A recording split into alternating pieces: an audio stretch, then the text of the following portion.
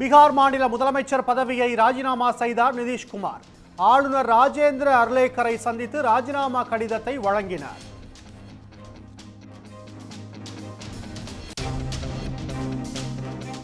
கடந்த 3 ஆண்டுகளில் 3வது முறையாக கூட்டணியை மாற்றினார் நிதிஷ்குமார். மாறி மாறி கூட்டணி அமைப்பதால் வாக்களித்த மக்களே குழப்பம்.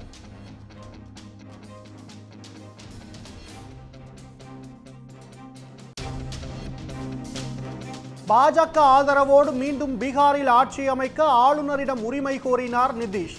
இன்று மாலையே முதலமைச்சராக பதவியேற்கவும் திட்டம்.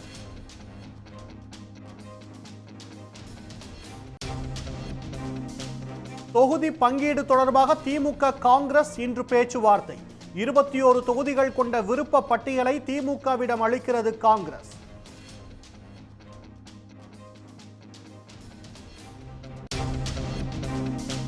அதிமுக தொகுதி பங்கீட்டு குழுவின் முதல் கூட்டம் சென்னையில் நாளை கூடுகிறது.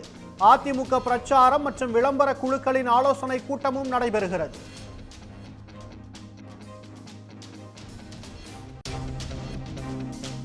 அதிமுகவை அழிக்க நினைத்தவர்கள் அழிந்து போனதாக எடப்பாடி பழனிசாமி விமர்சனம். கட்சியை கெடுக்க நினைத்தவர்கள் கெட்டு போனார்கள் என்றும் ஓ பன்னீர்செல்வம் மீது சாடல். தேர்தலுக்காக பழனிசாமி அமைத்த குழுக்கள் டம்மி என ஓ பன்னீர்செல்வம் விமர்சனம். பாஜக தலைமையிலான கூட்டணியில் தங்கள் அணி இருப்பதாகவும் பேட்டி.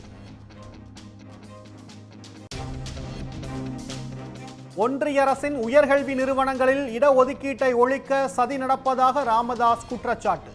யுஜிசி வரைவு விதிகளை திரும்ப பெற வேண்டும் எனவும் வலியுறுத்தல்.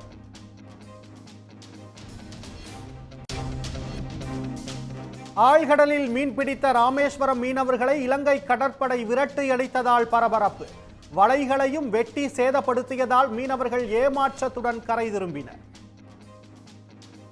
உடனுக்குடன் செய்திகளை தெரிந்து கொள்ள சன் நியூஸ் பெல் ஐகானை கிளிக் பண்ணுங்க.